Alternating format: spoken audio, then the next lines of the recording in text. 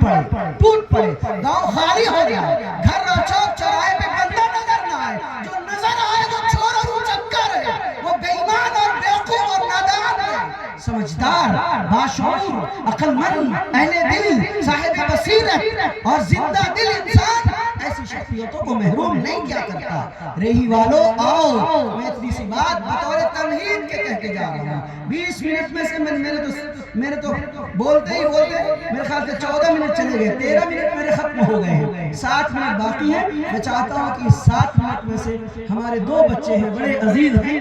میں مولانا مفتی نعیم الدین صاحب دعوت برکاتہم سے عرض کروں گا کہ ہمارے ان دونوں بچوں کو دے دیا جائے. کل کو یہ میدان کے شہسوار یہی بنیں گے.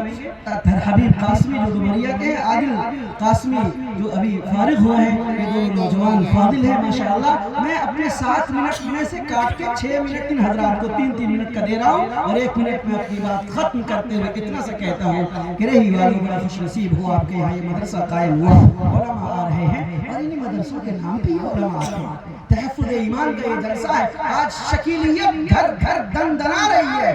ہم کو اور آپ کو ایمان کے تحفظ کے ساتھ مدارس کا, مساجد کا, مکاتب کا اور علماء کے بھی تحفظ کی ضرورت ہے.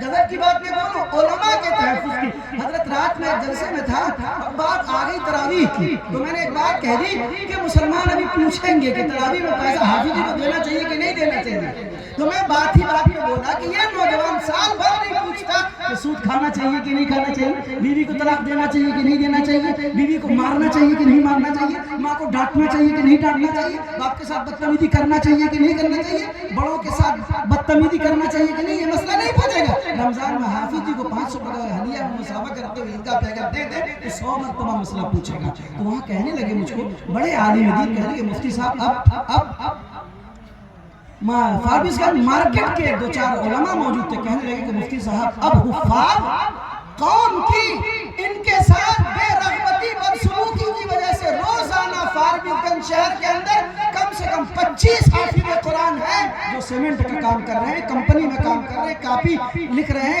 کیشیئر کا کام کر رہے ہیں. وہ مسجد اور مدرسے میں جانا نہیں چاہتے, تنخواہ بھی نہیں دیتے, اور اگر دیتے ہیں تو اس کے اوپر احسان اور اعتراض اور توہین اور تذلیل کرتے ہیں. اس لیے دل برداشت ہو کے اس چھوٹے سے شہر میں 25 حافظ دنیا کے چھوٹے موٹے کام میں لگ کے ذریعے معاش کو اللہ تعالیٰ مجھے اور آپ کو ہم سب کو کہنے سننے سے زیادہ عمل کی توفیق نصیب فرمائے.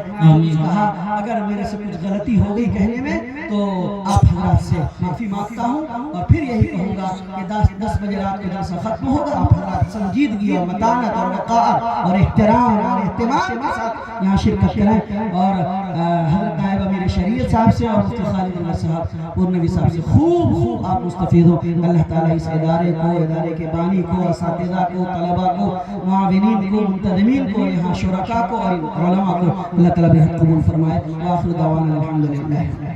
جزاک اللہ.